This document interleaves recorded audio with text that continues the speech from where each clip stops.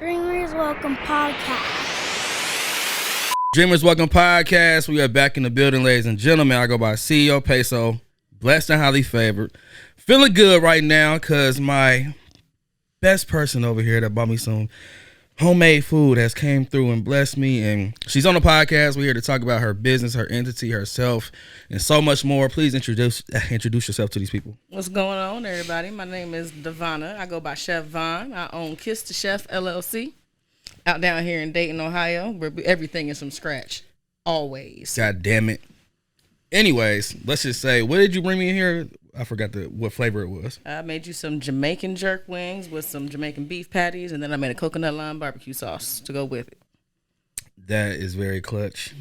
I had to chill out before I was about to do this, you know. But nah, your food is amazing. First, I just really appreciate you for getting on my platform, trying to expand my palette, no pun intended, to, you know, the people that you have who follow you and everything. And I think that you have a great story. You were one of my good friends that I went to Trywood back in the day. So, you know, it just all came together in an organic way. You know, me and him been trying to collaborate on video work. Shouts out to B Wash over there. So I thank you for being here. How are you feeling? Thanks for having me. I feel amazing. I can't complain. It's a great day. I'm above ground. It's a good thing. Nah, period. So, for those who don't know, let's just tap in a little bit, your background, your upbringing, just how was it way back in the G as you was a youngin' coming up? My whole family's been about food. Every single one of them. From my mom to my dad to my grandma, all we've ever done was just cook. And one thing we all hated was eating some food. You know how you get that food and you expect it to taste a certain way. Oh yeah. And then you bite it and now you want to. Now you ready to box. Yeah, that's what motivated. Throw it away with the plate down. All the way. Look, see, I don't flip the plate down. I ask, what is this? Nah. I be having to flip the plate like I'm pushing the trash can a little bit. Well, because of that, that's what inspired me to be a chef. Okay. You know, with all this, there's a lot of fast food out here nowadays. It's real hard to find a place that has some nice home cooked, made with love food that's not gonna cost you an arm and a leg at the same time. And it's home cooked and healthy. Home cooked and healthy, you know. And the way I look at it is, if I can share this with the world, I'm going to do it. And then I went even further and started sharing it with the world's children. That's why I got the kids' kitchen that I run. And we're gonna tap in. Mm-hmm. Okay, so even coming up, and you said like your whole family was cooking. So it just was embedded in you, like you learned how to cook at a very cook at a very early age. Absolutely, I've been in the kitchen cooking since I was like 7. Like when by yourself though? That's the kicker. 7. It said it in the exact same tone. Yeah. Nah, but that's just dope. So like beyond that though, as a kid, like did you have any other type of dreams or aspirations that you was trying to do, or was it kind of just like cooking was gonna be like, this probably gonna be with me for the rest of my life? I didn't realize I was gonna be a chef, honestly, until I was like 22. My dreams and aspirations, I originally wanted to be a teacher. Word. My dad is a science, mathematics, and technology teacher. I said, Daddy, I want to be a teacher. He said, you don't want to do that. I'm like, okay. So I kind of just went through the motions of, you know, first I've been to engineering. You know, I was an engineer for a while. I used to build and program robots. Okay. Prefer to do that as a hobby as opposed to a job because from that it was just like that's not what I really want to do. Then I switched to law school. Went to law school for a minute. How was that going on the crossover though? Like, when I was in law school and I started reading through everything that I needed to do, and I'm like, yeah, this isn't gonna work out for me either. And then one day, actually back when we had our me and Babe, we ended up we was renting a double. Like a duplex? Yeah, like a duplex. Yeah. We was renting no, not a double. It was a townhome. We was renting a townhome, and I'm a gamer, so we was on the game playing Call of Duty, and ran into one of his people's, Dre, and he told him that, hey, my girl can cook, and he was like, okay. Took me up underneath his wing, and been cooking ever since. Never seen it get into where it is now. You know, never seen me doing what I'm doing now. Never seen anything like this before. But wait, the connection came off when y'all was gaming? Yeah, I was playing the game, and he's just on the set, he on the headset talking to him, and Dre was like, "I'll take her under my wing," and after that, Took off. It's been taking off ever since then. Shouts out to bro Dre Newton. That's my boy. So, okay, take under your wing, though, but explain some of the, just some of the qualities that you got from him, or just whatever under the wing actually mean, because obviously you wasn't thinking that until he put it in perspective like to come through. So what was that? When I started cooking, I was more so just cooking just because I love to cook, but he actually showed me, how to properly do it. Like, you need to have your prep times ready. You need to have your timing ready. You need to make sure you got your pre-orders ready. You need to make sure you have your pickup orders ready. He showed me the entire method. The business aspect itself. of it. He showed me how to do my food cost. He showed me how to make sure that I make profit off of said food cost, and pretty much showed me, hey, you got to think out the box if you really want to get these people interested. And I've been doing just that, thinking of out the box things because of him. He taught me how to be a chef. Okay, so when you was inside the box, was you just like cooking for friends, doing random little cute stuff, like just making some little cheese here and there? I am definitely the friend that will call you at 6 o'clock in the morning and ask you, hey, you trying to come to breakfast or not? I was that kind of person. So your house was a hub of like, oh, she cooking, we gotta be there. I was pretty much grandma's house. You get what I'm saying? You go over grandma's house, start eating it and cooking. I would have people come over. We just sit there and chill, listen to music. I'm in the kitchen cooking. We all just having a good time. And I noticed that the vibes I would get from people eating my food, it would always be a good vibe. So that's why I was like, well, okay, well, people do like my food. And then Babe taught me, he showed me, he was like, you got to get a hustle about yourself. And so I was like, okay, let's try this. Let's push forward with this. And it grew from there. So firsthand though, you've seen like, food obviously brings people together. Absolutely. But what do you enjoy most about when you make a meal and, you give it out to people and then they keep coming back? Like what is it about food that you like most of, like when somebody's about to try some? The happy dances I see when they get their plate, the smile on their face when they take their first bite. I definitely did that. You wasn't in here, but I did that. Yeah. That's what does. Like, I love seeing people take that first bite because I recently came into the knowledge that there's such thing as food catfishing. Like, people would take people's food and post it on their page, and I've had a lot of people tell me, like, please tell me this is what you're cooking, because, the food that I post on my page is mine. I did all of that. Yeah. And seeing them pull up or me dropping their food off, and I'd be like, we don't catfish around here. The smile alone is just... That's what does it for me. I love making people, because you never know what people go through. You never know if they've had a hard day at work or if they've been having a rough week, and you'd be surprised just how much some good food can boost somebody's mood. Yeah. I get hangry sometimes, so I know if it boosts my mood, it can definitely boost somebody else's mood at the same time, and it typically does. Yeah, that's why I wanted to ask that, because, like, you just see it firsthand of, like, what food does, even if it ain't your food, like whatever you eat out or whatever, it just bring it together. But you one of them people that's actually like bringing people together off food. It's dope, it's just a different way of like, satisfying people, making people happy. A chef is more than just somebody who cooks. A chef about it. Is more than just and I've had a couple people talk about well, you're not a chef until you go to culinary school, and I always can't help but kind of chuckle at that, because I got more credentials than chefs that even touch foot in culinary school.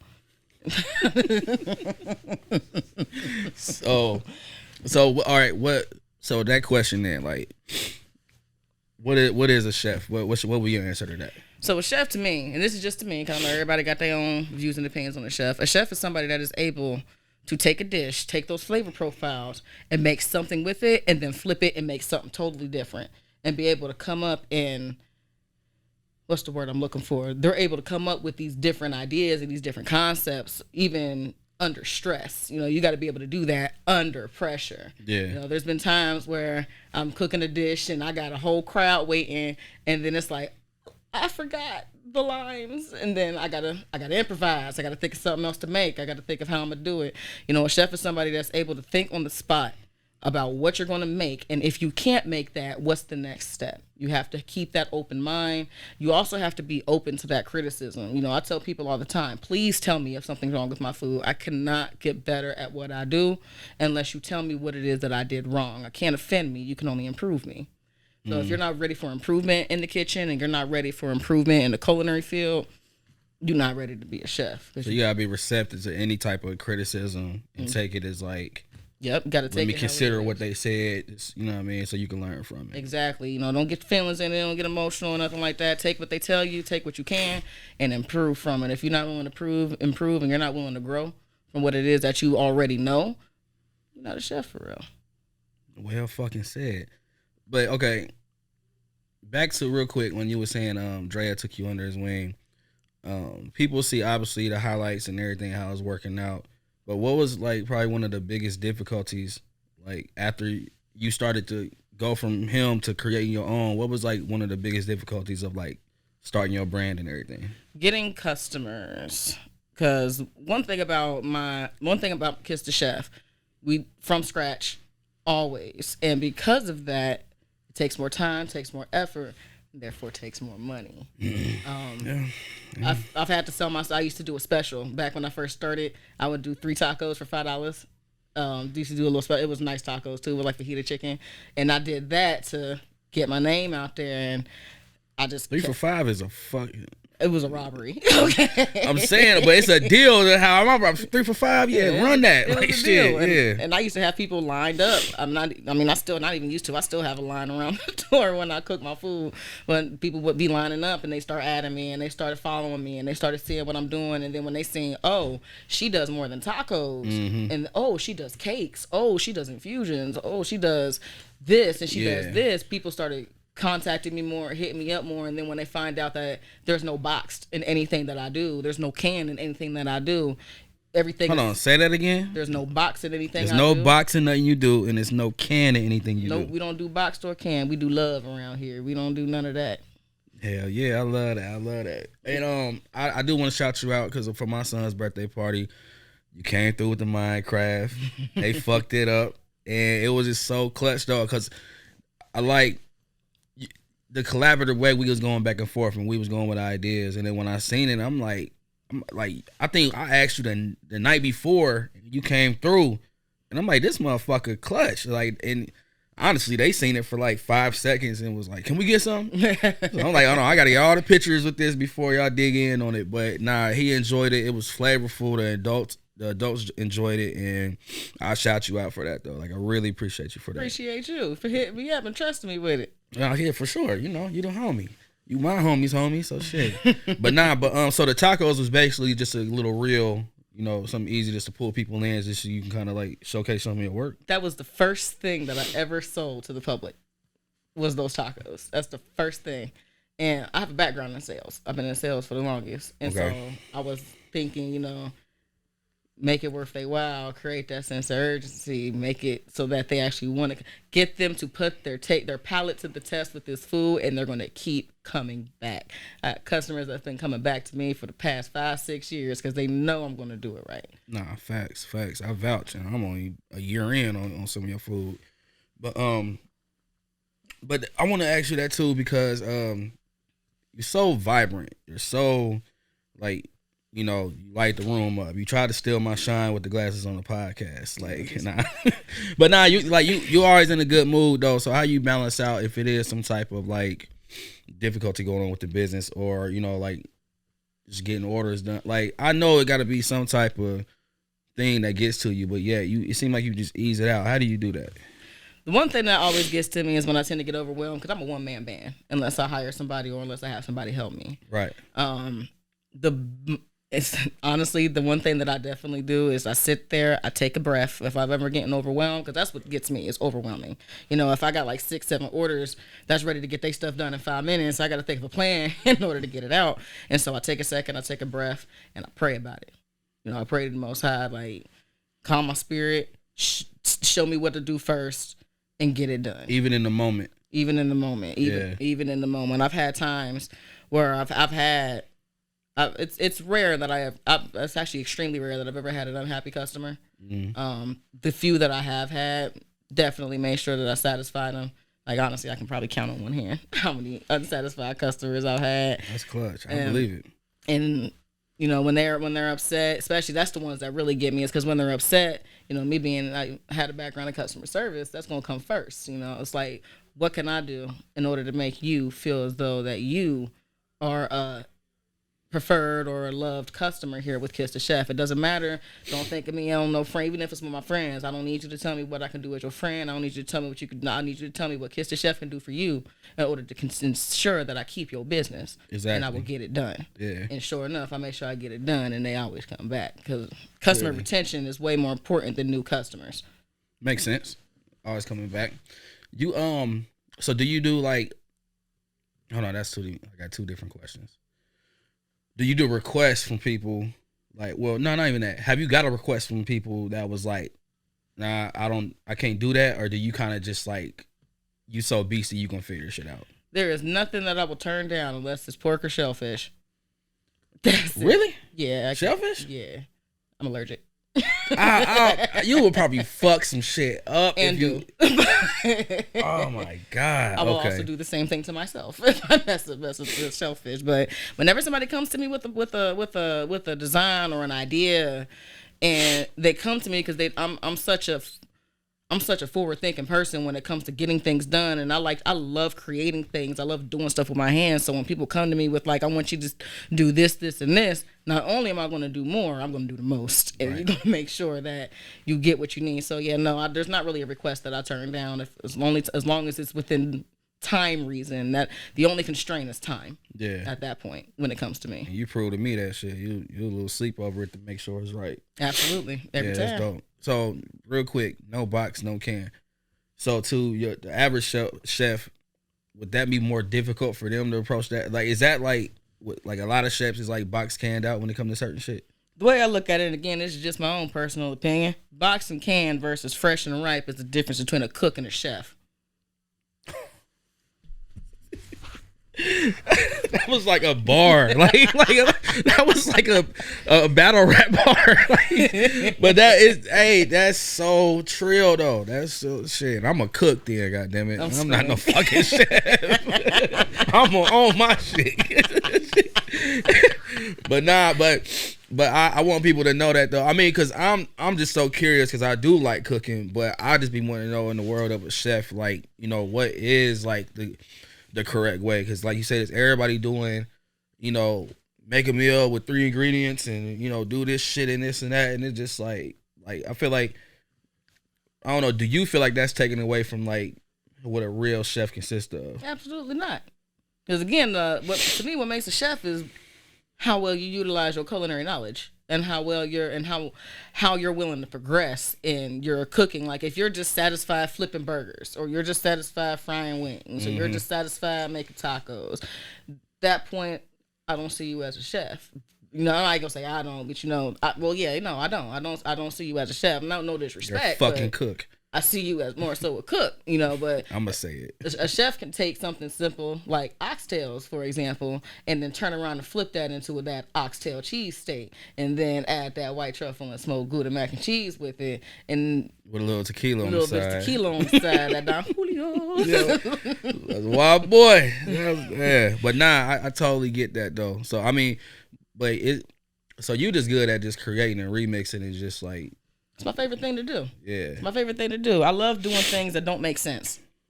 That's my favorite thing to do in the kitchen, is things that don't make sense. Because when you taste it, you'll see why it makes sense. And it becomes your own. I fuck with that. Let's talk about your support system real quick. Your backbone right here, your homie. Man, just explain that dynamic, and like, cause y'all seem like just an organic relationship, the best friends. It seem like just very dope. So just explain, you know, what does he provide to you when all of this business and overwhelming and everything comes about? Man, I'll be honest. I'll be completely honest. I would have a lot of food days that would have failed without him. Period. He has been here solid for me, especially when I got to make runs, I got to make deliveries, I got to do whatever. He there. He's asked me what I need, what you need to do. Like with the chef's ball, he was over there making runs for me and making sure everything was handled while I was doing all the business stuff for Kiss the Chef. He was doing the stuff that I needed done that I didn't have time to get to. And he's always been there. He's always been a solid backbone. He's the one that pushed me into doing this. Word. I mean, yeah, he put the play together. He the one that pushed me into doing this. You know, he was like, find something you good at and then make some money from it. And well, here we are. Found it. Yeah, damn right. Kiss the Chef. You got a lot going on. what was it? The chef's ball. Mm-hmm. All right, so putting that together, what was the reason and how was it setting it up? Okay. So I set the chef's ball up in less than 20 days last year. I'm someone unheard of or Mm-hmm. very stressful. Load. Yeah. The reason I did the chef's ball, it was for two reasons. One was for myself and one was for other chefs. Myself being me being a chef out here, and I have a good clientele and a good customer base. But I ain't had nobody that I felt as though I could really, collab with or partner with or, none of that. I didn't feel like that. I knew that there was other people out here that had what I needed to know in order for me to become a better chef. So that's why I had the chef's ball. That was my own personal reason. Right. The other reason that I did it was in order to shine a light on chefs of dating. Yeah. Because a chef is unfortunately we're more so in the backdrop. We get the food, we get our compliments, you out the door. It's rare you ever see our face. Y'all literally on the back burner. On the back burner, making all the magic. Well, I wanted to bring them forward to the front.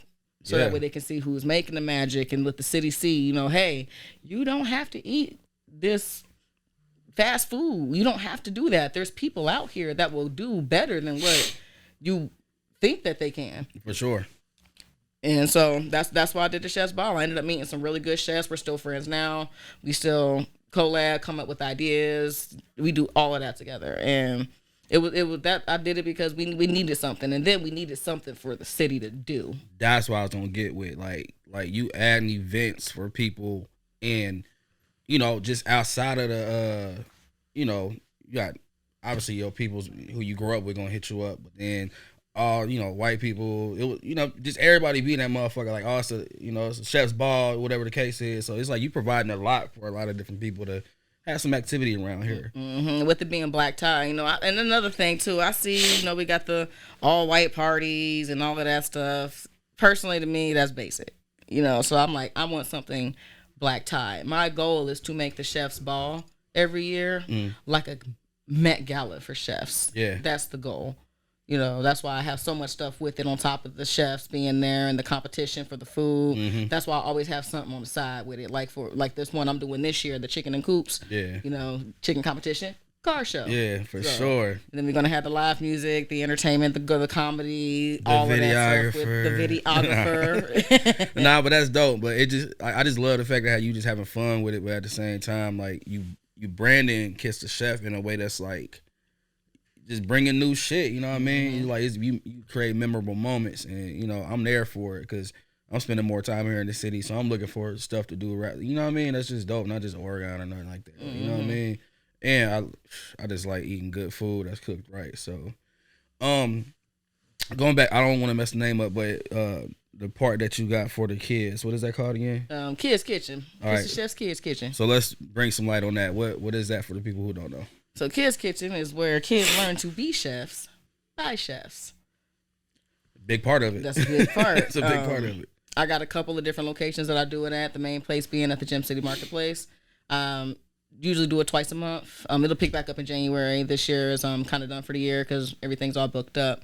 I started doing it because, as a chef, I would feel like a really bad mom if I didn't teach my kids how to cook. That'd be tough. But they never were really interested. But I also noticed that they were interested when it came down to showing their friends. So I was like, if I can get my kids to cook with their friends, they'll be more engaged. And that's what made me come up with the Kids Kitchen. Mm-hmm. So that's what, when I do the Kids Kitchen, full creative freedom. I'm there watching them, making sure they're served safe and everything of that nature. I'm there. I'm helping them, but they do everything. Yeah. I teach them how to fry. I teach them how to cut. I teach them how to chop. I teach them everything. And what age demographic are we talking? 6 to 16. Okay. Yep, 6 to 16. Yeah. And I'm coming next year. It's going to be a little different though. This year I was doing more so by the class, but this year I'm coming up. I'm doing a summer program. And the summer program is going to be way more in depth. We're taking them to restaurants like Cooper Hawk. We'll be taking them to places like Fleming's, taking them to places like Corner Kitchen where they can expand their palates. We're taking them to farms where they get to pick their own meats and produces. We're taking them to farmers markets, taking what they pick and taking it back to the kitchen and cooking it. Whipping it and putting that in their bodies, Giving them their knife sets, giving them their non-slips shoes, giving them their aprons and their chef coats. And if they all, the older kids, the ones that are about 14, 15, since I am a proctor, if they stick out the whole program, by the end of the year, I'll have them Serve Safe certified. Okay, you got the game plan on deck. Absolutely. But it's just a dope ass like just starter kit. They starting at a young age with all the professionalism they need. That's dope. Because everybody got to eat. And everybody got to cook. But the only thing going up is gas prices, content, and food. Say food. Food costs are ridiculous For real. right now. Nah. But man, so what? Okay, so we explained everything, but Kiss the Chef. What's the future hold for it? Like, where are we going with it? Possibilities are endless at this point. I have so many different ideas to do with Kiss the Chef. I have a project I'm working on right now that'll be up and running within the next 4 years is the plan, because it's something that the city don't got. I'm going to have the smaller version of it ready within the next year. So They're going to come knocking on your door. Don't worry. I'll be out here on your parking lot. Don't you worry about it. I'm going to pull right on up for you so you can go ahead and get some. But I see Kiss the Chef being more than a catering company and more than a personal chef. I see it more so being an umbrella of all these different branches that subsidiaries. I have all these, because I have so many different ideas that I execute when it comes to Kiss the Chef. So it's kind of hard to just label it to just catering and all of that. So yeah, that's where I see Kiss the Chef. I see Kiss the Chef actually going corporate, and then I'm going to have everything else underneath it. Kids Kitchen, Chef's Ball, Private Chef, catering, events, proctors, Serve Safe. I'm doing all of that right now. And while it is stressful, it's worth it. It's going to be totally worth it. It's showing. It's showing. So I ask everybody this, and I need to ask you this. What is a piece of advice or a good quote that you live off of? No matter what, even when you feel as though that that it's not going to work, and even if you feel as though that it's waste of time, trust the process and don't give up. Trust the process. I cannot stress that enough. I've had many a times where I'm in the middle of cooking a dish or baking a cake and something goes wrong, and I'm just like, oh no. But it's like, trust the process. Just keep going. And it always ends up coming out a winner at the end. So if I can do that with my culinary, and I could do that with my food, of course I could do that with my business. That's the one thing I can honestly say is don't give up. Never give up. Even when you want to, don't give up. And understand that you're going to have some people they're going to talk. They're going to definitely talk. They're going to say, oh, well, you're this or you're this, or you're not, this business is doing this and you're just doing. Understand that you can't please everybody. You're not put on this planet and not put on this earth to please everybody. You're put on this planet and put on this earth in order to make yourself happy and try to impact as many people as you possibly can. Well, how you impact them is totally up to them. The point is you made an impact. Definitely. Man, that's a good detailed answer. I expected something deep from you because I can just tell, not like you deep, but you're very in tune to who you are. You're very confident in who you are and what you do. That shows and it glows. So people just need to be hearing that type of advice, especially in this field of what you do. It's stressful. That term, can't take the heat, get out of the kitchen. There's a lot of truth to that because it get hot. Literally. It get hot. Don't wear no makeup and better not bring your kids because you're going to end up hot and sweaty and ready to just throw in the towel. But you can do it. Even when you think that you can't do it, you can do it. And if you think that you did your best, do better because there's always room for improvement. Nobody is perfect, and there's nothing wrong with that. You're going to have those days where you feel like, I'm messing up. What am I doing? Why am I doing this? You're going to have those days or even those weeks where you don't get no customers. And then you're going to have those days where you are overwhelmed with customers. And then you're going to have those days where you have overwhelmed with work and things to do. And the point is just remember to get it done. And the last thing that I can really advise on is don't procrastinate. Listen, procrastination will mess you up every time. Every field. And if you think you're going to remember it, you're not. Write it down. That's one of the biggest lies I tell myself. I remember that. I don't remember that.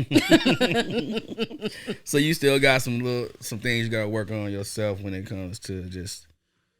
Absolutely, I'm only human. Yeah. I'm only human. You know, I got a couple of things I can work on, and I always continue to work on because ultimately, I'm not just trying to be better for myself, but I'm trying to be better for y'all. I want to make sure that I give everybody the experience that they're expecting when it comes to their food, the experience that they're expecting when it comes to customer service, the experience that they're expecting when it comes to dealing with a business owner. You hold yourself at a higher caliber. You're supposed to hold yourself at a higher caliber when you actually own a business. So therefore, you have to conduct yourself accordingly. Something I tell Babe all the time, and this is maybe a piece of advice that somebody can follow, is as a business, don't take it the wrong way, but as a business owner, everything is your fault. Period. Doesn't matter who did it, doesn't matter who caused it. Everything is your fault. Even if you have all your I's dotted and your T's crossed, if something goes wrong, it's your fault because you missed it. Yeah. It's always going to be your fault. And it's always going to be your responsibility to ensure that it's not your fault again. So accept that, take that in. If something goes wrong, observe, don't absorb. Just observe what went wrong, fix it so that it doesn't happen again, and keep pushing. Period. Man, a lot of gems dropped on here. Again, I say I appreciate you on the platform, and kudos to everything you do. Like, we've been having a working relationship together, and it's dope. And I'm not being biased. You got great food. You are very professional. You came in clutch so many times, and I just want people to see and just know your story and who you are. Well, I did get finally finished my website too. Okay. Yeah, KissTheChefLLC.com. That's where you'll be going to purchase the tickets for this year's Chef's Ball. It's gonna be a lituation, if you will. Yeah, I'm excited for it. I know you was planning. You had more than 20 days of playing this one out, I'm assuming. Yeah, that's the plan. Shit. All right, well, this gonna be out before that. We're gonna do promo, but like I said, I appreciate you coming on the platform, and more to come. Absolutely, have me back because I got more to talk about. It's going down. Dreamers Welcome Podcast. Y'all keep dreaming. We out this bitch. Dreamers Welcome Podcast.